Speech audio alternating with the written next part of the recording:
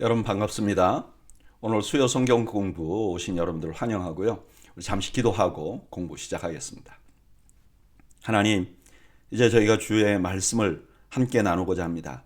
하나님께서 친히 오셔서 말씀하시고 저희가 하나님 말씀 때문에 은혜 나누는 귀한 시간이 되게 하여 주옵소서. 예수님의 이름으로 기도하옵나이다. 아멘. 네, 오늘은 수요 성경 공부 역대상 13장에서 17장까지를 함께 공부할 예정입니다. 13장에서 17장까지는 어떤 내용이 있냐면은 13장에서 16장까지는 다윗이 언약궤를 예루살렘으로 이동시키는 것, 이런 장면이 나오고요. 그리고 17장에는 다윗의 언약이 소개가 됩니다. 자, 우리 전 이해를 가지고 하나님 말씀을 함께 공부해 볼까요? 1절. 다윗이 천부장과 백부장 곧 모든 지휘관과 더불어 의논하고, 다윗이 뭔가 의논하는데 누구랑 의논하느냐? 주변에 있는 자신들의 보좌관들, 그러니까 군대 장관들하고 의논을 한다는 거예요. 뿐만 아니라 2절, 다윗이 이스라엘 온 회중에게 이르되 만일 너희가 좋게 여기고 또 우리 하나님 여호와께로 말미암았으면 우리가 이스라엘 온 땅에 남아있는 우리 형제와 또 초원이 딸린 성읍에 사는 제사장과 레위 사람에게 전령을 보내 그들을 우리에게로 모이게 하고 우리가 우리 하나님 여호와의 궤를 우리에게로 옮겨오자. 사울 때 우리가 궤 앞에서 묻지 아니하였느니라 하매. 그리고 백성 지도자들을 또 부른 거예요. 여기 온 회중을 다 불렀다는 건 정말 이스라엘 백성들 전체를 모은 건 아니겠죠. 주제가 뭐냐? 당신들이 원하고 하나님이 허락하시면, 여기 여호와께로 말미암았으면이라는 뜻은 하나님께서 허락하시면 우리가 법궤를 모시고 오자는 거예요. 왜냐? 사울 때에 문제가 있었는데 이유는 법궤 앞에서 묻지 않았기 때문이다 라고 말하는 거죠. 4절. 뭇백성의 눈이 이 일을 좋게 여김으로 온 회중이 그대로 행하겠다 한지라.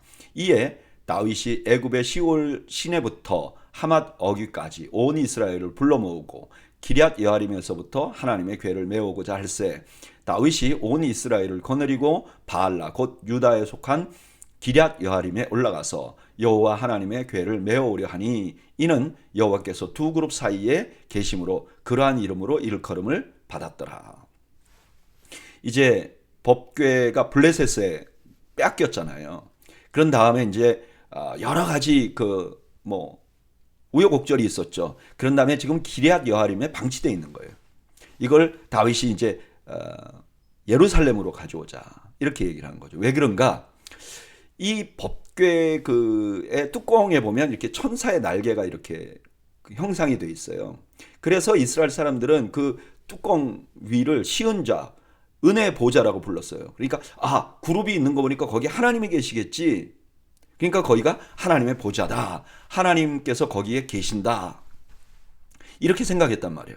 그러니까 하나님의 초소를 어디로 옮긴다? 네, 예루살렘으로 옮긴다 하는 의미를 가지고 있다고 설명을 하는 거죠. 7절.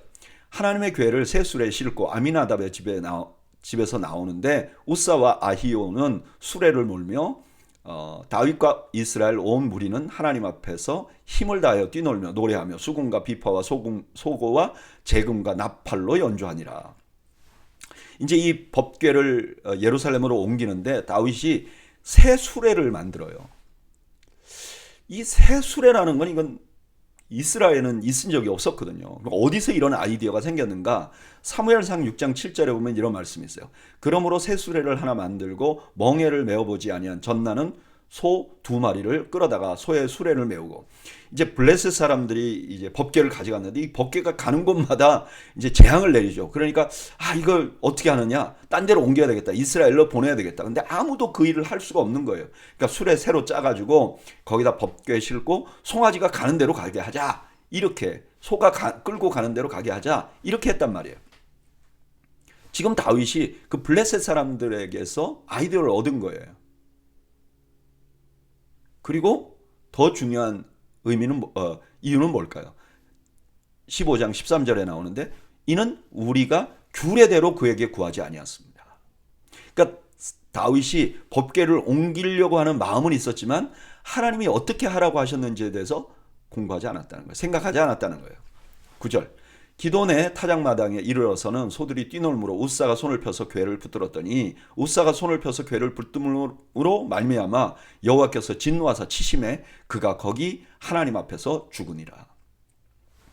이제 이 법궤가 수레에 실었으니까 소들이 막 뛰놀아 버린 거예요. 그러니까 이제 이 법궤가 뒤뚱뒤뚱하면서 아마 떨어지려고 했던 것 같아요. 그러니까 웃사가 붙들었어요. 근데 붙든 것 때문에 진노를 받아서 죽은 거예요. 이거 참 해석하기 어려워요. 여러분, 웃사가 궤를 붙든 게 이게 잘못일까요? 그러면 궤가 그냥 떨어져 깨지도록 그냥 놔둬야 될까요? 해석하기 어렵죠. 저는 개인적으로 이런 생각을 해요. 어떤 때는 하나님께서 하나님의 거룩하심을 드러내는 차원에서 징계하시는 경우가 있어요.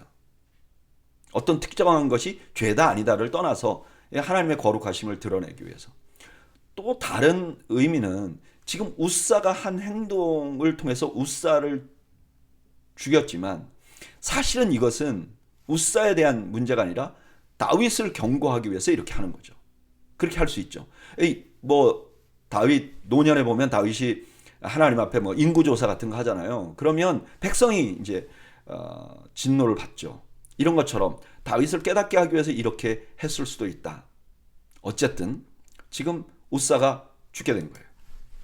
11절 여호와께서 웃사의 몸을 찢으셨으므로 다윗이 노하여 그것을 베레스 웃사라 부르니 그 이름이 오늘까지 이르니라. 그날에 다윗이 하나님을 두려워하여 이르되 내가 어떻게 하나님의 궤를 내 곳으로 오게 하리오 하고, 여기 베레스를 치시고 죽은 과정을 찢었다고 이렇게 말해요. 이게 찢어졌다는 게 나중에도 이제 한번 또 표현이 나오거든요. 그런 일이 생기니까 다윗이 하나님 두려워해가지고 궤를 가져오는 것을 중단했다는 거예요. 13절 다윗이 궤를 옮겨 자기 있는 다윗성으로 메어들이지 못하고 그 대신 가드 사람 오벳 에돔의 집으로 메어가니라. 하나님의 궤가 오벳 에돔의 집에서 그의 가족과 함께 석 달을 있으니라. 여호와께서 오벳 에돔의 집과 그의 모든 소유에 복을 내리셨더라. 이 오벳 에돔의 집에 이제 법궤가 머무른 거죠. 그런데 거기에서 복을 주시는 거예요. 지금 다윗은 법궤를 옮기다가 하나님이 치시니까 너무 두려워요. 이게 법궤를 옮기면 또 자기도 재앙을 받지 않을까 이런 생각을 하게 된 거죠. 그런데 실제로 하나님은 오벳 에돔의 집에 복을 내리시고 계세요. 이건 무슨 뜻이죠? 하나님이 어떻게 생각하시냐? 다윗이 하나님의 궤를 자기 집에, 자기 집, 그러니까 예루살렘에 모시고자 한 것은 잘못이 아니라는 거예요. 하나님 복 줄 일이라는 거예요. 근데 진짜 문제는 다른 곳에 있다는 것을 지금 알려주고 있는 거죠. 오늘 본문에는 다윗이 법궤를 예루살렘으로 옮기려고 계획했으나 실패한 상황을 그리고 있어요. 저는 이 말씀 묵상하면서 다윗과 웃사가 매우 닮았다는 생각이 들어요. 여러분, 다윗이 법궤를 예루살렘으로 옮기려고 하는 건 좋은 의도예요. 그런데 그 과정이 올바르지 않았던 거죠. 웃사가 넘어지는 법궤를 넘어지지 않도록 붙든 것은 좋은 의도예요. 그러나 그의 행동이 하나님의 거룩하심을 훼손시키는 결과를 가져오게 된 것이죠. 그래서 저는요, 다윗이 법궤를 옮기는 데 있어서 뭐가 잘못됐을까를 웃사에게서 찾아봅니다. 웃사는 왜 법궤를 붙들었을까요? 네, 자기가 법궤를 보호하려고 했기 때문이죠. 저는 다윗도 비슷한 생각을 했을 것으로 생각이 돼요. 다윗이 법궤가 저렇게 방치되어 있으니까 내가 보호해야지. 그래서 그런 생각을 갖고 있으니까 하나님께 묻지 않은 거예요. 왜냐하면 내가 하나님께 뭔가 페이버를 주는 거니까. 그러니까 최대한 정성을 다했지만 이게 문제를 만든 거죠. 근데 사실 어때요? 사실은 그 반대예요. 다윗이 법궤를 보호하는 게 아니라 하나님이 다윗을 보호하고 계셨던 것이죠. 이 사실을 중요하게 생각했으면 절대로 과정을 자기 마음대로 하지 않았을 거예요. 저는 종종 신앙심이 깊은 사람들이 이런 잘못을 범할 수 있다고 생각해요. 마치 내가 하나님의 공의를 시행하기 위해서 하나님을 지켜야 되는 사람처럼 막 착각을 하고 말이죠. 이게 하나님의 공의야. 이게 하나님의 공의가 이렇게 하면 안 돼. 그러면서 분명히 선한 의도로 했는데 나중에는 하나님의 영광에 누가 되는 경우, 누가 되는 행동을 하는 경우가 종종 있는 것 같아요. 여러분, 우리가 기억해야 될 게 있어요. 뭐냐면요, 내가 하나님을 보호하는 자가 아니에요. 하나님이 나를 보호하고 계시는 거죠. 이걸 잊지 말아야죠. 저는 우리가 섣부르게 교만하게 하나님을 보호하려는 자처럼 그런 우를 범하지 않기를 바랍니다. 우리는 철저하게 하나님의 보호를 받는 자들입니다. 하나님 무엇을 원하십니까? 하나님이 원하시는 것을 알려주십시오 하고 여쭈어 보아야 할 사람들임을 잊지 않는 여러분들이 되시기를 바랍니다. 1절 14장 두로왕 히람이 다윗에게 사신들과 백향목과 석수와 목수를 보내 그의 궁전을 건축하게 하였더라. 다윗이 여호와께서 자기를 이스라엘 왕으로 삼으신 줄 깨달았으니 이는 그의 백성 이스라엘을 위하여 그의 나라가 높이 들림을 받았음을 알미었더라. 갑자기 14장에서는요 다윗의 궁을 건설하는 장면이 나와요. 근데 보세요, 이 장이라는 건 우리가 나눈 거예요. 그러니까 13장 마지막에 하나님이 오벳 에돔의 집에 복을 주었더라. 그렇게 끝났잖아요. 근데 실제로 오벳 에돔의 집에 어떤 복을 받았는지 나오지 않고요. 다윗의 집에 지금 새로운 왕궁을 건설했다. 이렇게 나와요. 그러니까 어떻게 보면 복을 실제로 받고 있는 것은 다윗인 것처럼 착각하도록 생각하도록 성경이 말씀하고 있는 거죠.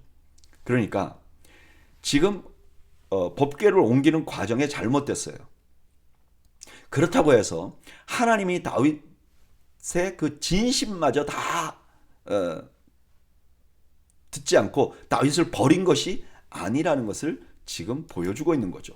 3절 다윗이 예루살렘에서 또 아내들을 맞아 다윗이 다시 아들들과 딸들을 낳으니 예루살렘에서 낳은 아들들의 이름은 삼무와 소박과 나단과 솔로몬과 이팔과 엘리수아와 엘벳렉과 노가와 네벡과 아비아와 엘리사마와 부엘랴다와 엘리벨렛이었더라. 다윗의 자식들의 이름을 이렇게 소개해요. 왜 그래요? 어떤 집이 복을 받고 있다는 건 구약시대에 겉으로 부가 풍성해지고 그 다음에 자식이 많아지는 거 뭐 이런 걸로 표현을 했단 말이에요. 그러니까 지금 표현을 그대로 하고 있는 거죠. 8절 다윗이 기름 부음을 받아 온 이스라엘의 왕이 되었다 함을 블레셋 사람들이 듣고 모든 블레셋 사람들이 다윗을 찾으러 올라오매 다윗이 듣고 대항하러 나갔으나 블레셋 사람들이 이미 이르러 르바임 골짜기로 쳐들어온지라. 그 다음에 첫 번째는 왕궁 건설한 거 보여줬죠. 두 번째는 자식이 많다는 거 보여줬죠. 이제 적이 쳐들어와요. 근데 이 적이 누구냐? 블레셋이에요. 블레셋은 이스라엘 대적의 상징이었어요. 근데 이들이 공격을 해와요. 다윗이 알고 공격을 하려고 했는데 이미 르바임 골짜기까지 왔다 그래요. 르바임 골짜기는요 굉장히 예루살렘과 가까운 곳이에요. 10절 다윗이 하나님께 물어 이르되 내가 블레셋 사람들을 치러 올라가리이까 주께서 그들을 내 손에 넘기시겠나이까 하니 여호와께서 그에게 이르시되 올라가라 내가 그들을 내 손에 넘기리라 하신지라. 이에 무리가 바알브라심으로 올라갔더니 다윗이 거기서 그들을 치고 다윗이 이르되 하나님이 물을 쪼갠과 같이 내 손으로 내 대적을 흩으셨다 하므로 그곳 이름을 바알브라심이라 부르니라. 블레셋 사람이 그들의 우상을 그곳에 버렸으므로 다윗이 명령하여 불에 사르니라. 여기 중요한 건 뭐죠? 다윗이 하나님께 물어봐요. 그리고 전쟁을 해요. 근데 하나님께서 그 적들을 너의 손에 넘기겠다고 그래요. 결국 다윗이 승리해요.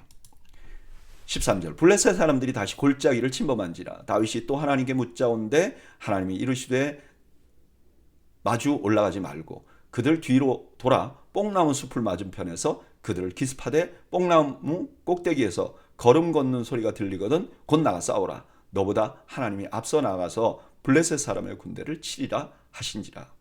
두 번째 블레셋이 침공했는데 이번엔 하나님이 구체적인 전략을 알려주세요. 언제하고 비슷하죠? 예, 이스라엘 백성들이 가나안 땅 정복할 때하고 비슷하죠.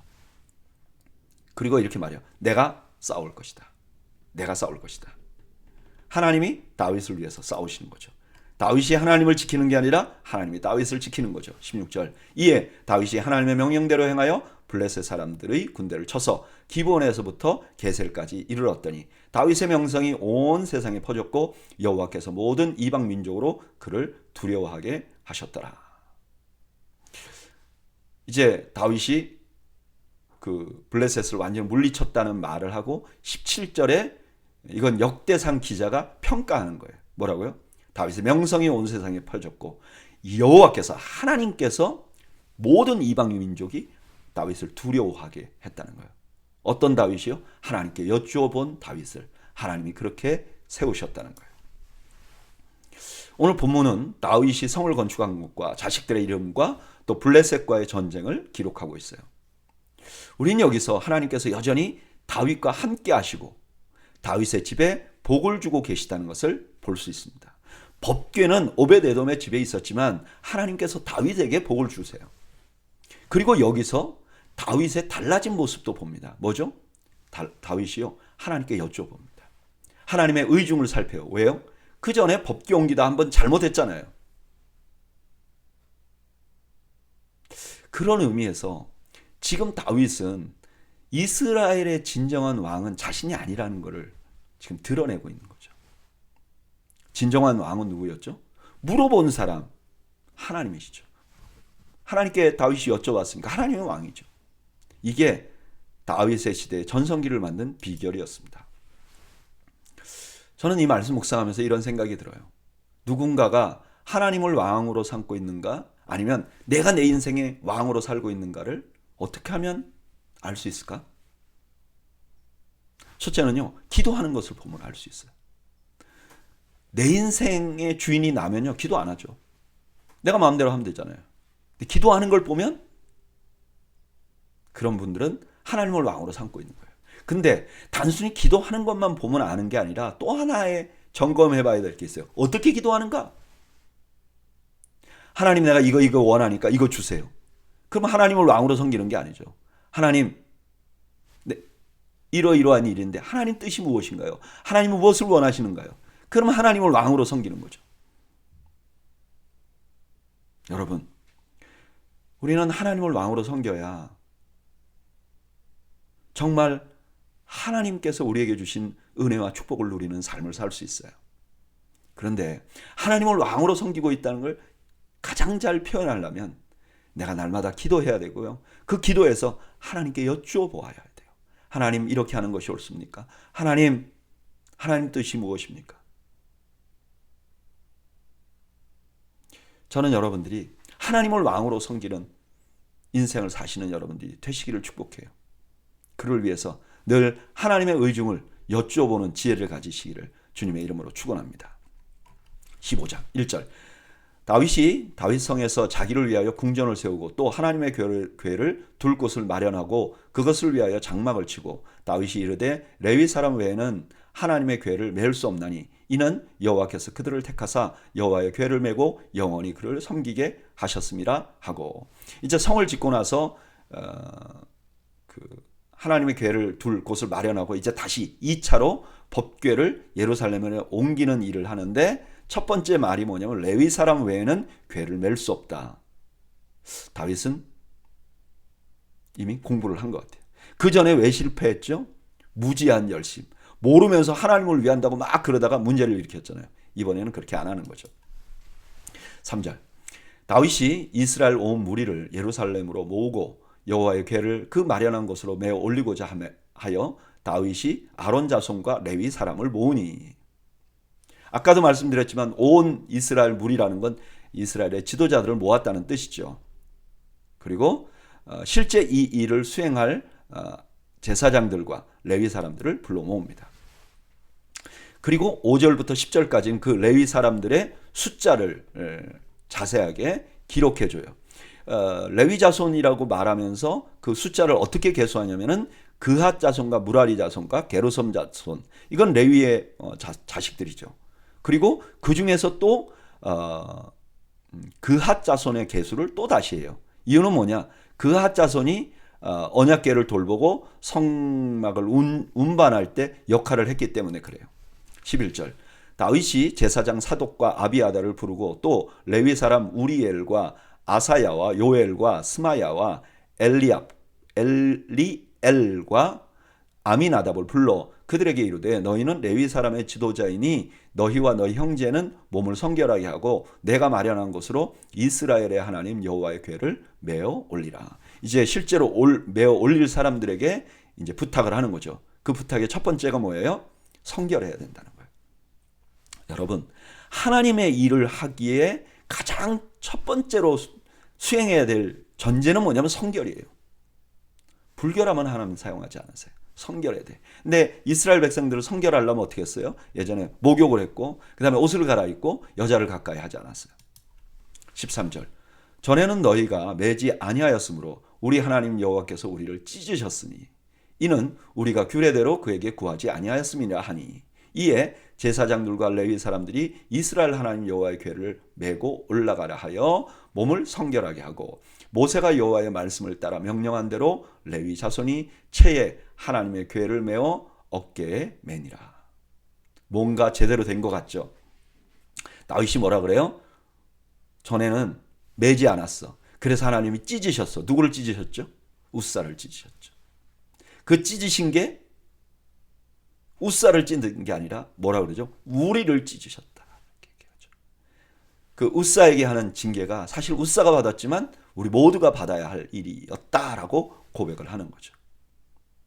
그리고 이번에는 모세에게 말씀하신 그대로 순종합니다. 16절 다윗이 레위 사람의 어른들에게 명령하여 그의 형제들을 노래하는 자들로 세우고 비파와 수금과 제금 등의 악기를 올려서 즐거운 소리를 크게 내라 하매 이제 그 법궤를 옮길 때 레위 사람들에게 찬양대로 세우는 거죠. 레위 사람들. 17절 레위 사람이 요엘의 아들 헤만과 그의 형제 중 베레야의 아들 아삽과 그의 형제 무라리 자손 중에 구사야의 아들 에단을 세우고 그 다음으로 그들의 형제 스가랴와 벤과 야아시엘과 스마라목과 여히엘과 운니와 엘리압과 분하야와 마아세야와 마띠디야와 엘리블레후와 믹네야와 문지기 오벳에돔과 여이엘을 세우니 이제 하만과 아삽과 에단이라는 사람 찬양대 주요 인물이고 그 다음에 그 외의 인물들의 이름을 구체적으로 아릅니다. 찬양단에 관해서 굉장히 구체적으로 말을 해요.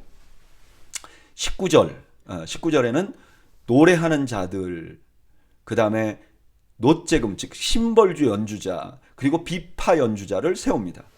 그리고 그나냐라는 사람을 찬양 인도자로 세워요. 그리고 23절부터 24절까지는 문을 지키는 자 이런 사람들 명단까지 다 기록합니다.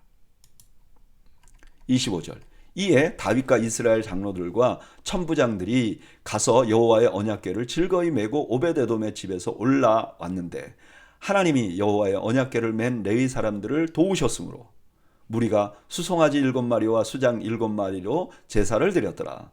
다윗과 및 궤를 맨 레위 사람과 노래하는 자와 그의 우두머리 그나냐와 모든 노래하는 자도 다 세마포 겉옷을 입었으며 다윗은 또 배 에봇을 입었고 이스라엘 무리는 크게 부르며 뿔나팔과 나팔을 불며 재금을 치며 비파와 수금을 힘있게 타며 여호와의 언약궤를 메어 올렸더라. 여러분 이게 언약궤가 올라가는데 하나님이 그 언약궤 올라가는 걸 도왔다는 거예요. 하나님의 일을 하는 자 하나님이 도우세요. 그 다음에 이 장면 전체를 보면요. 어떤 느낌이 드세요? 왕이 입성하는 것 같잖아요. 지금 막 찬양을 하고 노래를 부르고 왕이 입성하는 것 같잖아요. 지금 다윗이 하나님을 왕으로 섬기고 있다는 걸 정말 보여주는 거죠. 29절 여호와의 언약궤가 다윗성으로 들어올 때 사울의 딸 미갈이 창으로 내다 보다가 다윗 왕이 춤추며 뛰노는 것을 보고 그 마음에 업신 여겼더라. 이 즐거운 잔치에 미갈이 제외되었다 하는 것을 기록합니다. 모두가 이 기쁨에 참여한 건 아니었다는 거죠. 오늘 본문에는 여호와의 궤를 메어 올리는 과정을 설명합니다. 이번에는 다윗이 실패하지 않기 위해서 모세에게 하나님 명령하신 대로 그 법대로 하려고 최선을 다합니다. 그리고 그 괴가 들어올 때 마치 왕이 성에 들어오는 것처럼 환영합니다. 저는 이 장면을 묵상하면서 이런 생각이 들어요. 우리가 우리 열심대로 하나님을 섬기는 것이 아니라 하나님이 원하시는 대로 하나님을 섬겨야 진정한 기쁨이 있다. 여러분, 자기의 열심만으로 하나님을 섬기는 경우는 분명히 헌신을 했지만 그 결과가 하나님께 영광이 안 된다는 것을 오늘 본문을 통해서 다시 한번 배웁니다. 저희가 이 법궤가 예루살렘으로 올라오는 과정에서 꼭 배우고 꼭 생각해야 될 것이 이건 것 같아요. 하나님이 원하시는 방법대로 하나님을 섬기게 하소서. 내 마음대로 하나님을 섬기는 게 아니라 하나님이 무엇을 원하시는지 주목하고 또 기도하고 배우게 하소서. 저는 오늘 수요 성경 공부에 오신 여러분들이 우리의 마음대로 하나님을 섬기는 것이 아니라 하나님이 원하시는 대로 하나님을 섬기시는 지혜가 있으시기를 주님의 이름으로 축원합니다. 16장 하나님의 궤를 메고 들어가서 다윗이 그것을 위하여 천 장막 가운데 두고 번제와 화목제를 하나님께 드리니라. 다윗이 번제와 화목제를 드리기를 마치고 여호와의 이름으로 백성에게 축복하고 이스라엘 무리 중 남녀를 물어나고 각 사람에게 떡 한 덩이와 야자 열매로 만든 과자와 건포도로 만든 과자 하나씩을 나누어 주었더라. 이제 번제는 자신들의 죄를 사하는 제사죠. 화목제는 뭐예요? 하나님과 우리가 화목하게 되는 것, 화해하는 것. 지금 다윗이 그런 제사를 먼저 드렸다는 거예요. 내가 죄인입니다. 나의 죄를 용서해 주십시오. 나는 하나님과 화목하고 하나님과 가까운 관계를 맺기를 원합니다. 이렇게 하는 거죠. 그리고 백성에게 떡을 나눠줘요. 이거는 지금 왕이 등극했음을 보여주는 그런 상징 중에 하나예요. 4절 또 레위 사람을 세워 여호와의 궤 앞에 섬기며 이스라엘 하나님 여호와를 칭송하고 감사하며 찬양하게 하였으며 아삽은 우두머리요 그 다음은 스가랴와 여히엘과 스라마목과 여히엘과 마따디아와 엘리압과 브나냐와 오베데돔과 여히엘이라. 비파와 수금을 타는 아삽은 재금을 힘있게 치고 제사장 브나야와 야하시엘은 항상 하나님의 언약궤 앞에서 나팔을 부니라. 이제 법궤를 옮겨놓고 말이죠. 거기서 큰 역할이 나오는데 그게 뭐냐면 찬양하는 역할이에요. 레위인들이. 이게 보면 역대기와 사무엘 상하에서 크게 다른 점이 이거예요. 사무엘 상하는요. 이제 이렇게 찬양하는 걸 그만큼 강조 안 해요. 근데 역대상은 찬양하는 걸 강조해요. 왜 그럴까? 여러분 생각해 보세요. 역대기는 포로로 잡혀갔다 돌아온 사람들이 이제 에게 쓴 역사를 보는 관점이거든요. 근데 이분들은 70년 동안 그 성전 없이 지냈어요. 그러니까 제사를 못했죠. 그럼 이분들이 어떻게 하나님을 높였을까? 이분들이 했던 건 찬양이었겠죠.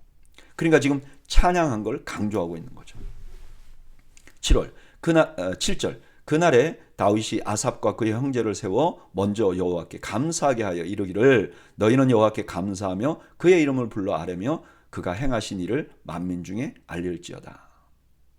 이제 7절부터 36절까지는 다윗의 찬양시예요. 다윗이 사람들을 불러 모아놓고 어떻게 말하는가? 너희들 하나님께 찬양해. 근데 하나님께 찬양하는 걸 뭐라 그러냐? 감사하라 그래. 여러분 우리의 찬양의 대상은 하나님이시고요.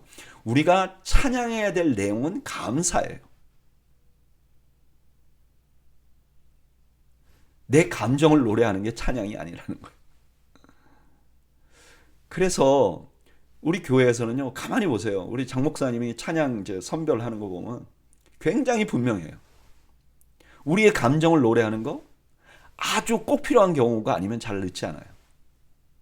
다 하나님을 높여요. 다윗은 찬양대를 세우고 하나님께 감사하며 하나님께 찬양을 드리라 이렇게 말하고요. 그 다음에 자기가 먼저 찬양을 해요. 그래서 8절부터 22절까지는 다윗의 찬양이 36절까지 나오는데 그중에 22절까지는 언약을 성취하시는 하나님에 관한 찬양을 해요. 이 찬양은 시편 105편 1절에서 15절까지 그대로 반복해요. 자, 그 다윗의 찬양의 내용이 뭐예요? 역시 처음엔 뭐예요? 하나님께 감사하라. 그리고 하나님이 하신 일을 만민 중에 알려라. 너무 하나님께 감사한데 이 하나님께 감사한 걸 그냥 가슴에 품고만 있는 게 아니라 만민 중에 알리라. 9절. 그에게 노래하며 그를 찬양하고 그의 모든 기사를 전할지어다. 그의 성호를 자랑하라. 여호와를 구하는 자마다 마음이 즐거울지로다. 여호와와 그의 능력을 구할지어다. 항상 그의 얼굴을 찾을지어다. 성호를 자랑한다는 건 막 사람들에게 알리는 거죠. 그리고 하나님을 구하는 삶은 하나님을 의존하고 기대하는 삶이에요. 여기 능력을 구하라, 얼굴을 찾으라. 이거 전부 다 하나님을 의존하고 하나님을 기대하는 그런 삶을 사는 것을 의미해요. 그러니까 다윗이 이렇게 말하는 거죠. 우리는 하나님을 찬양해야 돼요. 하나님 너무 좋으신 분이에요. 그리고 우리가 하나님을 의지해야 돼요. 이렇게 말하는 거죠. 12절. 그의 종 이스라엘의 후손 곧 택하신 야곱의 자손 너희는 그의 행하신 기사와 그의 이적과 그의 입의 법도를 기억할지어다. 그는 여호와 우리 하나님이시라. 그의 법도가 온 땅에 있었도다. 너희는 그의 언약 곧 천대에 명령하신 말씀을 영원히 기억할지어다. 그 다음에 강조한 게 뭐예요? 기억하라는 거예요. 여기 기억하는 건 단순히 지적으로 그냥 메모라이즈 하는 그런 상황을 말하는 게 아니에요. 이거는 그걸 기억하고 오늘 현재의 삶에 실제로 살아내야 하는 거죠. 그 기억해야 될 게 뭐예요? 하나님의 이사와 이적과 기사와 법도, 하나님의 말씀까지를 기억하라고 말해요. 16절. 이것은 아브라함에게 하신 언약이며 이삭에게 하신 맹세이며 이는 야곱에게 주신 율례 곧 이스라엘에게 하신 영원한 언약이라. 이르기를 내가 가나안 땅을 내게 주어 너희 기업의 지경이 되게 하리라 하셨도다. 우리가 기억해야 될 그 중요한 내용 중에 하나가 뭐냐면 언약이에요. 하나님이 약속하신 분이에요. 어디를요? 가나안 땅을. 역대상 보는 사람들은 그게 다 하나님의 약속이 이루어졌다는 걸 다 아는 거잖아요. 하나님이 이런 분이야. 언약하시면 반드시 이루시는 분이야. 이렇게 말씀하시는 거죠. 19절. 그때 너희 사람의 수가 적어서 보잘것없었으며 그 땅에 객이 되어 이 민족에게서 저 민족에게로 이 나라에서 다른 백성에게로 유랑하였도다. 여호와께서는 사람이 그들을 해하기를 용납하지 아니하시고 그들 때문에 왕을 꾸짖어 이르시기를 나의 기름 부은 자에게 손을 대지 말며 나의 선지자를 해하지 말라 하셨도다. 이 하나님의 약속을 누가 받았어요? 아브라함이 받았잖아요. 그때 너무 연약했어요. 그래서 그냥 이 나라 저 나라 떠도는데 누가 보호하셨어요? 하나님이 보호하셨어요. 하나님 보호하시지 않았으면 이스라엘에는 나라는 존재하지도 않아요. 근데 어떻게 하셨는가? 22절 나의 기름 부은 자에게 손대지 말라 하셨다는 거. 이거는 그 사라를 아비멜렉이 취했잖아요. 그때 하나님께서 아비멜렉에게 경고한 말씀을 그대로 옮긴 거죠. 오늘 본문은 법궤를 예루살렘에 올리고 다윗이 한 일을 말씀하십니다. 제일 먼저 제사드렸고요. 그 다음 백성에게 음식 공급했고요. 그 다음에 찬양대를 조직했고 후에 자기가 제일 먼저 찬양해요. 다윗의 찬양의 핵심은 두 단어로 요약해요. 어떻게 해요? 하나님을 구하세요. 그리고 하나님을 기억하세요. 저는 이 말씀 묵상하면서 다윗이 생각해 보세요. 다윗이 이제 법궤를 올리고 최초로 찬양을 하면서 사람들 앞에서 이제 그 시를 읊는 거잖아요. 그러면 이게 그 백성들에게 꼭 당부하고 싶은 거를 아마 말했을 거예요. 그렇다면 이 말씀이야말로 오늘 우리들에게도 너무나 중요한 거잖아요. 우리가 하나님을 섬기는 자들인데 하나님을 섬기는 자들이 어떻게 해야 되는가? 두 가지 기억하라는 거예요. 첫째는 구하라. 하나님을 의존하고 기대하라. 여러분 우리가 하나님을 의존하고 기대해야 돼요. 그리고 두 번째는 뭐예요? 하나님께서 우리를 위하여 하신 일을 잊지 말라는 거예요. 저는 특별히 그 잊지 말라는 말이 제 마음에 남아요. 왜냐하면 제가 구하는 거, 하나님을 의지하고 기대하는 건 항상 있어요. 근데 문제가요. 내가 컨디션이 좋을 때는 안 그런데 좀 어려움을 겪으면요. 하나님이 그동안 나에게 해주신 것을 다 잊어버려요. 그리고 아주 불편해해요. 마치 내가 오랫동안 그렇게 불편한 자리에 있었던 것처럼 생각해요. 그래서 저는 이 말씀 묵상하면서 이렇게 기도했어요. 하나님이 하신 일을 늘 잊지 않기를 원합니다. 하나님, 영적인 건망증에 걸리지 않기를 원합니다. 다른 건 다 잊어버려도 하나님 나에게 해주신 일, 그 잊지 않는 인생이 되기를 원합니다. 이런 기도를 하게 되더라고요. 저는 오늘 수요 성경 공부 오신 여러분들도 하나님이 해주시는 일을 잊지 않으시는 여러분들이 되시기를 주님의 이름으로 축원합니다. 23절 온 땅이여 여호와께 노래하며 그의 구원을 날마다 선포할지어다. 그의 영광을 모든 민족 중에 그의 기이한 행적을 만민 중에 선포할지어다. 이제 23절에서 33절은 시편 96편 1절에서 13절과 동일해요. 근데 찬양의 주제가 어떻게 되죠? 그 전에는 백성에게 했던 말이에요. 근데 그 다음에는 뭐라요? 온 땅이여 이렇게 말해요. 그러니까 하나님은 단순히 이스라엘만의 왕이 아니라는 걸 다윗은 확신하고 있었어요. 온 세상의 왕이라는 걸 알고 있었어요. 그러니까 온 땅이 하나님께 노래해야 돼요.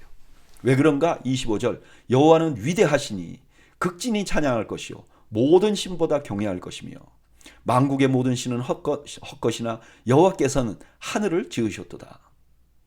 하나님을 다른 신과 비교합니다. 이거는 신과 신을 비교하기 위해서 말한 게 아니에요. 당시에는 각 민족들이 자기 온 신을 갖고 있어요. 자기들의 신을. 그리고 전쟁을 하면요, 그 신들이 싸웠다고 생각하고 우리가 이기면 우리 신이 저들 신을 이겼다고 생각해요.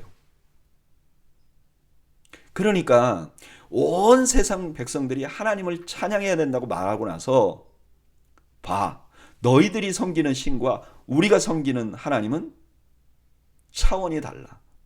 너희들도 찬양해야 돼. 왜? 우리 하나님은 너희들의 신은 아무것도 한 적이 없지만 우리 하나님은 창조주셔. 그 다음에 또 하나님을 섬겨야 할 또 다른 이유를 설명합니다. 27절 존귀와 위엄이 그의 앞에 있으며 능력과 즐거움이 그의 처소에 있도다. 여러 나라의 종족들아 영광과 권능을 여호와께 돌릴지어다. 여호와께 돌릴지어다. 여호와의 이름에 합당한 영광을 그에게 돌릴지어다. 제물을 들고 그 앞에 들어갈지어다. 아름답고 거룩한 것으로 여호와께 경배할지어다. 법궤가 예루살렘에 있는데 너희들이 모두 이 법궤를 향하여 여호와를 향하여 경배해야 돼. 왜냐? 30절 온 땅이여 그 앞에서 떨지어다. 세계가 굳게 서고 흔들리지 아니하는도다. 하늘은 기뻐하고 땅은 즐거워하며 모든 나라 중에서는 이르기를 여호와께서 통치하신다 할지로다. 바다와 거기 충만한 것이 외치며 밭과 그 가운데 모든 것은 즐거워할지어다. 그리할 때 숲속의 나무들이 여호와 앞에서 즐거이 노래하리니 주께서 땅을 심판하러 오실 것입니다. 여기 굳게 선다는 것은 안정과 평화를 의미하는 거죠. 그리고 31절에 뭐라 그래요? 하나님이 통치하신다는 거예요. 하나님께 찬양해야 될 또 하나의 이유는 하나님이 지금 통치자예요. 그래서 하나님 때문에 지금 우리가 이 정도 살고 있는 거예요. 그 다음에 궁극적으로 하나님은 심판주예요. 하나님께 믿지 않는 자들이라도 왜 찬양을 해야 되느냐? 하나님은 창조주시고 지금도 보존하고 이 땅을 통치하시며 마지막에 심판하실 분이기 때문에 당연히 불신자들도 하나님을 찬양해야 하는 거죠. 34절. 34절에서 36절까지는 시편 106편 47절과 48절과 굉장히 유사해요. 여호와께 감사라. 그는 선하시며 그의 인자하심이 영원하미로다. 너희는 이르기를 우리 구원의 하나님이여 우리를 구원하여 만국 가운데서 건져내시고 모사 우리로 주의 거룩한 이름을 감사하며 주의 영광을 드높이게 하소서 할지어다. 여호와 이스라엘의 하나님을 영원부터 영원까지 송축할지로다 하며 모든 백성이 아멘하고 여호와를 찬양하였더라. 마지막으로 다윗이 두 가지 기도를 해요. 첫째는 뭐예요? 구원해 주실 것을. 그리고 두 번째, 하나님께서 영광을 받으실 것을. 이 다윗의 찬양을 역대상 기자가 기록했잖아요. 그리고 지금 포로에서 돌아온 사람들이 그 기도를 들어보는 거예요. 뭘 알 수 있었을까요? 아하, 우리가 지금 이렇게 포로에서 돌아온 게 우리 힘이 아니었구나. 다윗이 하나님께 기도한 거, 우리를 구원해 달라는 그 기도를 하나님이 기억하시고 들으셨구나 하는 것을 알게 되는 거죠.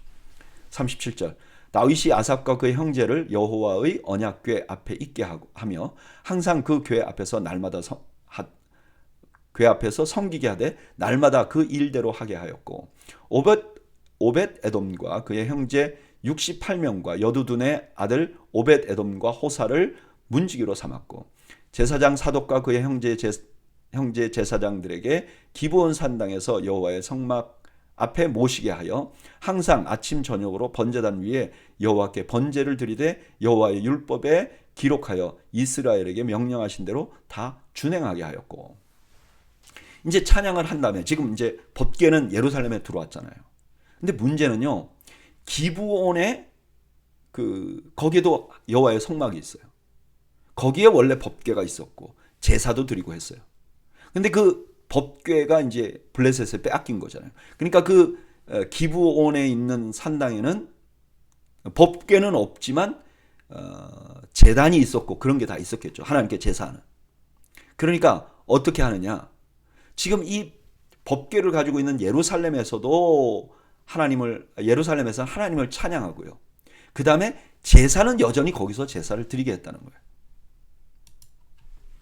41절. 또 여호와의 인자하심이 영원하심으로 그들과 함께 해만과 여두둔과 그리고 택함을 받아 지명된 나머지 사람을 세워 감사하게 하였고 또 그들과 함께 해만과 여두둔을 세워 나팔과 제군과 하나님을 찬송하는 악기로 소리를 크게 내게 하였고 또 여두둔의 아들들에게 문을 지키게 하였더라. 이에 뭇 백성은 각각 그 집으로 돌아가고 다윗도 자기 집을 위하여 축복하려고 돌아갔더라. 하나님을 찬양하기 위한 찬양대를 기브온에도 두었어요. 지금 하나님의 인자하심이 영원하다는 것을 노래하는 거죠. 그리고 나서 다윗이 이제 자기 집으로 가서 자기 집을 축복하기를 원해요. 오늘 본문에는 다윗의 찬양이 이어져요. 다윗은 자기 백성뿐만 아니라 온 세상 사람들이 하나님을 찬양해야 할 분이라고, 하나님은 찬양 받으셔야 할 분이라고 고백해요.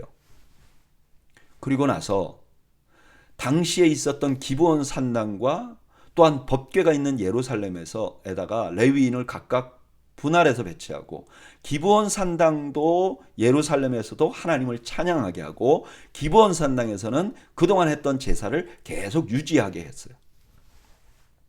다윗은요, 입으로만 하나님을 찬양한 것이 아니에요. 그는 하나님을 예배하기 위해서 최선을 다하는 거예요. 어디 한 곳이라도 하자가 생기지 않도록 최선을 다하는 거예요. 저는 이런 말씀을 묵상하면서 다윗이 정말 하나님을 예배하는데 집중하고 진심이었다. 하나님을 예배하는데 최우선을 둔 사람이었다는 것을 발견하게 됩니다. 이런 다윗의 모습에 비추어 우리는 어떨까요? 저는 이 말씀 묵상하면서 이런 생각이 들었어요. 너는 너의 삶의 중심에 예배가 있는가? 저에게 물어봤어요. 근데 저는 너무 감사하게 이거는 자신 있게 대답할 수 있어요. 예, 저의 삶의 중심에는 예배가 있습니다. 네가 목사이기 때문에 그런 건 아닌가? 아니요. 저는 목사가 아니어도 예배를 중심에 놓고 있었어요. 제가 목사가 되기 전에도요,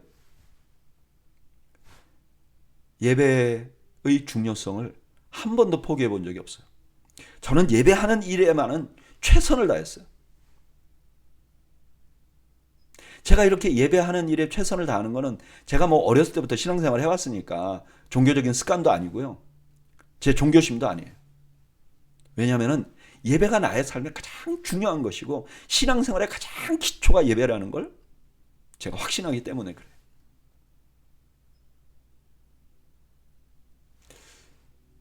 저는 그래서 휴가를 가건 아니면 내가 목회를 더 이상 하지 않든 저는 예배의 자리만은 제 삶의 최고 중심에 놓기를 원해요. 그리고 제가 너무 부족하죠. 정말 아무것도 제가 하나님 앞에 내놓을 곳이 없어요. 근데 만약에 막 살펴서 그중에 뭐 내 삶에 그래도 조금 그래도 하나님 앞에 조금 내놓을 것이 혹시나 있다면 저는 하나님이 제가 예배에 대해서 정말 최우선을 두고 있다는 것, 두렵고 떨림으로 예배하고 있다는 걸 아마 조금 예쁘게 봐주시지 않았을까 하는 생각을 해봅니다. 그래서요, 저는 사실 예배를 소홀히 하는 분들 보면 너무 답답해요. 너무 답답해요.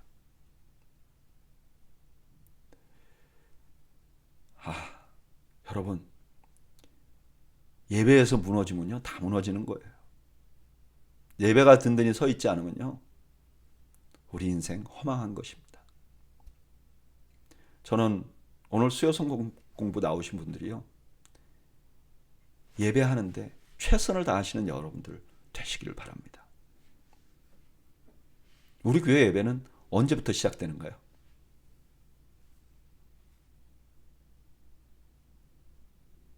11시 45분. 그때 예배가 시작되죠. 적어도 그 전에 와서 기도하고 기다려야죠. 그래서 우리가 예배 전에 음악을 틀어놓고 묵상하게 하는 거죠. 그리고 예배가 끝날 때까지 우리가 이 예배하는 시간은 다른 어떤 곳에도 우선권을 빼앗기지 않는 여러분들이 되시기를 주님의 이름으로 축원합니다. 정말 축복합니다.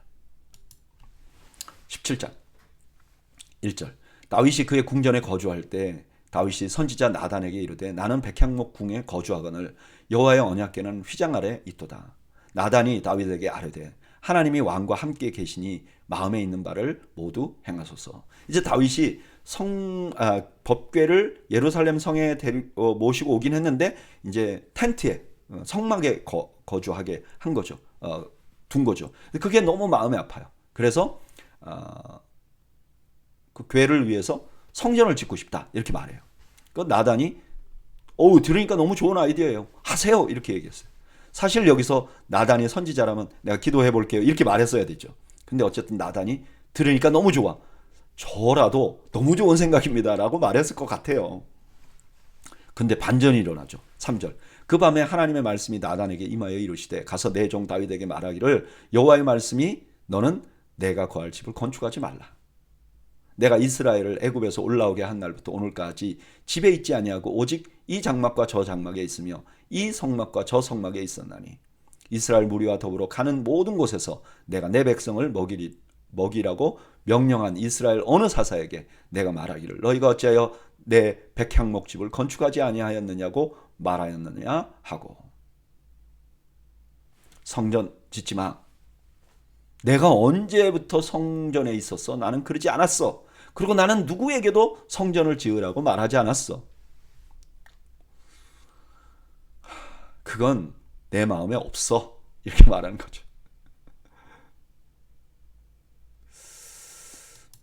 7절. 또한 내 종 다윗에게 이처럼 말하라. 만군의 여호와께서 이처럼 말씀하시기를 내가 너를 목장 곧 양떼를 따라다니던 데서 데려다가 내 백성 이스라엘의 주권자로 삼고 내가 어디로 가든지 내가 너와 함께 있어 내 모든 대적을 내 앞에서 멸하였은즉 세상에서 존귀한 자들의 이름 같은 이름을 내게 만들어 주리라. 원래 다윗은 어떤 사람이었어요? 양떼를 치우면서 막 돌아다니던 사람이었어요. 거주지가 없었던 사람이었어요. 근데 하나님이 그를 존귀한 사람, 지금 예루살렘 성에서 왕으로 있도록 만들어줬어요. 누가요? 하나님이 만들어주셨어요. 9절. 내가 또 내 백성 이스라엘을 위하여 한 곳을 정하여 그들을 심고 그들이 그곳에 거주하면서 다시는 옮겨가지 아니하게 하며 악한 사람들에게 전과 같이 그들을 해치지 못하게 하여 전에 내가 사사에게 명령하여 내 백성 이스라엘을 다스리던 때와 같지 아니하게 하고 또 내 모든 대적으로 내게 복종하게 하리라. 또 내게 이르노니 여호와가 너를 위하여 한 왕조를 세울지니라. 뿐만 아니라 이스라엘 백성들이 지금 있는 그 가나안 땅도 하나님이 준 거잖아요. 그 초소를. 그리고 마지막에 뭐라 그러냐면 한 왕조를 세울지라 그래요. 여기 왕조라는 말은 거처, 집이라는 의미예요. 그러니까 무슨 뜻이죠? 네가 나를 위해서 집을 만든다고? 말도 안 돼. 사실은 내가 너를 위해서 집을 만들어 주고 있었잖아 라고 말해요. 너는 내 집을 만들지 마 라고 말하는 거죠. 너무너무 섭섭한 말이잖아요. 그런데 그 다음에 하나님의 놀라운 축복을 합니다. 하나님은 그 다윗의 중심은 받으신 거죠. 11절 내 생명의 연한이 차서 내가 조상에게로 돌아가면 내가 내 뒤에 내 씨 곧 내 아들 중 하나를 세우고 그 나라를 견고하게 하리니 그는 나를 위하여 집을 건축할 것이요 나는 그의 왕위를 영원히 견고하게 하리라. 여기 아들이라는 말은 이제 아들 하나 누구 어떤 자기에게 직접 난 아들만 말하는 게 아니라 우리말로 하면 후손이라는 뜻이에요. 내가 내 후손 중에 하나를 세우겠다 이런 뜻이죠. 그가 성전을 건축할 것이다. 그리고 하나님께서 그의 나라를 견고하게 할 것이다. 이렇게 말해요. 13절 나는 그의 아버지가 되고 그는 나의 아들이 되리니 나의 인자를 그에게서 빼앗지 아니하기를 내가 전에 있던 자에게서 빼앗은 것 같이 하지 아니할 것이며 내가 영원히 그를 내 집과 내 나라에 세우리니 그의 왕위가 영원히 견고하리라 하셨다 하라. 나단이 이 모든 말씀과 이 모든 계시대로 다윗에게 전하니라. 과거에 아들 되었다는 건 이스라엘 전체의 특권이었잖아요. 근데 이제는 어떤 특정한 한 사람에게 아들 되게 하겠다. 이렇게. 그게 누구예요? 다윗의 후손 중에 한 사람에게. 그리고 그 사람의 왕골, 그 사람의 그 사람의 위, 그 사람의 왕국을 하나님의 나라 안에 세우겠다는 거예요. 이게 뭐 1차적으로는 솔로몬에게서 이루어졌다고 말할 수 있죠. 근데 여러분 잘 생각해 보세요. 솔로몬은요, 영원하지 않았어요. 솔로몬의 성전은 영원하지 않았어요. 파괴됐어요. 솔로몬의 왕위도 영원하지 않았어요. 그러니까 역대상이 쓰여질 이 당시에 이 약속은 완전하게 이루어진 것이 아니었어요. 그래서 이 말씀을 보던 사람들이 솔로몬이 아니라 또 다른 메시아를 기다릴 수밖에 없었던 거죠. 오늘 본문에서 다윗은요, 하나님의 성전을 건축하기를 원해요. 너무 아름다운 마음이죠. 그런데 하나님은 나단을 통해서 그 제안을 거절해요. 이유는 뭐예요? 하나님은 누군가에게 집을 지음받아야 할 뿐이 아니에요. 반대로 하나님은 그 백성의 거처를 마련해 주시고 다윗의 왕조, 즉 다윗의 집을 지어주신 분이에요. 한마디로 말하면 이런 거죠. 네가 내 집을 짓는다고? 아니야. 이제까지 내가 너의 집을 지어왔어. 그리고 앞으로도 내가 너의 집을 지어갈 거야. 이렇게 말씀하시는 거죠. 여러분 이건 우리에게도 사실입니다. 우리가 하나님을 위해서 무언가 하는 것보다 하나님이 우리를 위해서 해주신 일이 훨씬 많아요. 만약에 우리가 주님을 위해서 뭔가 헌신했다 하더라도 그것은요 하나님이 우리에게 주신 것에 비하면 비교도 안 되는 거예요. 어떤 분이 이런 말을 하더라고요. 선교지에 가서 굉장히 오랫동안 헌신했던 분인데 자녀가 좀 어려워가지고 한국으로 돌아왔어요. 그리고 자기가 사역했던 사역도 참 열매가 별로 없어요. 그러니까 어떤 땐 그런 마음이 든다는 거예요. 하나님, 내가 이렇게 하나님께 헌신했는데 내 아이가 왜 이렇습니까? 네, 그렇습니다. 그런 마음이 우리가 들 수 있어요. 저는 충분히 들 수 있다고 생각합니다. 그러나 냉정하게 생각해 보면요. 우리가 뭘 하나님께 드렸겠습니까? 하나님이 우리에게 주신 것을 생각하면 우리가 한 거는 정말 세 발의 피죠. 여러분, 하나님이 우리의 집을 지어 오신 분이세요. 하나님이 나의 인생을 만들어 오신 분이세요. 하나님 없이 우리는 아무것도 이룰 수 없고 하나님 없이 우리는 아무것도 성취할 수 없어요. 그래서 우리가 해야 할 일은 우리 인생을 지어주신 하나님께 감사해야 되는 거예요. 지금 내가 살고 있는 이 인생 자체가 하나님의 선물이고 작품이에요. 저는 오늘 성경 공부 나오신 분이 내가 뭐라도 하나님께 뭘 드렸다고 하는 것을 기억하지 않는 여러분들이 되시기를 바랍니다. 대신 하나님께서 내게 해주신 것을 기억하고 감사할 줄 아는 여러분들이 되시기를 주님의 이름으로 축원합니다. 16절 다윗 왕이 여호와 앞에 들어가 앉아서 이르되 여호와 하나님이여 나는 누구이오며 내 집은 무엇이기에 나에게 이에 이르게 하셨나이까. 하나님이여 주께서 이것을 오히려 작게 여기시고 또 종의 집에 대하여 먼 장래까지 말씀하셨사오니 여호와 하나님이여 나를 존귀한 자들과 같이 여기셨나이다. 자기가 다윗이 그런 거죠. 나 아무것도 아닌데 하나님이 너무 큰 은혜를 이미 주셨는데 또 앞으로도 그런 엄청난 은혜를 주시겠다. 내 자식의 왕위가 영원할 것이라고 이런 축복을 주신 건 너무 감사합니다. 이렇게 말한 거죠. 18절. 주께서 주의 종에게 베푸신 영예에 대하여 다윗이 다시 주께 무슨 말을 하오리까? 주께서는 주의 종을 아시나이다. 여호와여, 주께서 주의 종을 위하여 주의 뜻대로 이 모든 큰 일을 행하사 이 모든 큰 일을 알게 하셨나이다. 자신에게 하신 모든 일을 큰 일이라고 고백하는 거죠. 20절. 여호와여, 우리 귀로 들은 대로 주와 같으신 이가 없고 주 외에는 하나님이 없나이다. 땅의 어느 한 나라가 주의 백성 이스라엘과 같으리이까? 하나님이 자기 백성을 구속하시려고 나가사 크고 두려운 일로 말미암아 이름을 얻으시고 애굽에서 구속하신 자기 백성 앞에서 모든 민족을 쫓아내셨으며 주께서 주의 백성 이스라엘을 영원히 주의 백성으로 삼으셨사오니 여호와여, 주께서 그들의 하나님이 되셨나이다. 이스라엘 역사를 돌아보면서 하나님 같으신 분이 없다고 고백하는 거죠. 23절. 여호와여, 이제 주의 종과 그의 집에 대하여 말씀하신 것을 영원히 견고하게 하시며 말씀하신 대로 행하사 견고하게 하시고 사람에게 영원히 주의 이름을 높여 이르기를 만군의 여호와는 이스라엘의 하나님 곧 이스라엘에게 하나님이시라 하게 하시며 주의 종 다윗의 왕조가 주의 앞에서 견고히 서게 하옵소서. 다윗은 이제 하나님께 자기를 번지적부 해버리는 거죠. 하나님이 원하시는 대로 되기를 원합니다. 내 뜻대로 되지 않기를 원합니다. 하나님이 원하시는 대로 되기를 원합니다. 25절.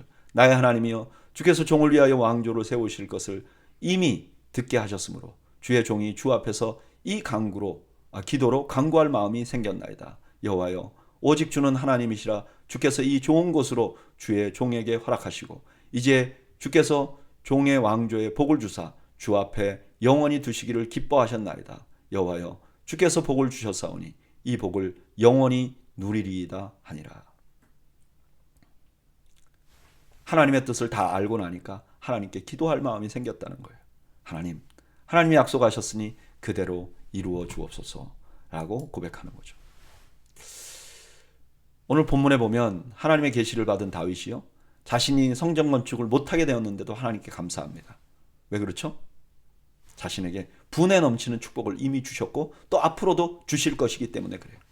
그래서 뭐라고 기도하느냐? 여호와여, 이제 주의 종과 그 집에 대하여 말씀하신 것을 영원히 견고하게 하시며 말씀하신 대로 행하여 주옵소서. 말씀하신 대로 행하여 주옵소서. 다윗은 자기도 상상하지 못할 축복을 하나님께서 해주시는 거예요. 그러니까 하나님 뜻대로 해주십시오. 하나님 뜻대로 되기를 원합니다. 이렇게 말하는 거죠. 여러분, 그렇습니다. 내가 하나님께 구하는 것보다 하나님께서 나에게 주시고자 하는 것이 항상 큽니다. 이게 주님께서 우리에게 이렇게 말씀하셨잖아요. 너희가 악한 자라도 좋은 것으로 자식에게 줄 줄 알거든. 하물며 하늘에 계신 너희 아버지께서 구하는 자에게 좋은 것으로 주시지 않겠느냐? 하나님이 너희들에게 좋은 거 줘. 여러분, 우리가 이걸 잊지 말아야 해요. 내가 하나님께 원하는 것보다 하나님이 나에게 주신 걸 더 큰 걸 주시기를 원하세요. 그래서 제일 좋은 건 뭐냐면 하나님이 원하시는 대로 나에게 주십시오. 그러면 그게 제일 좋은 거예요.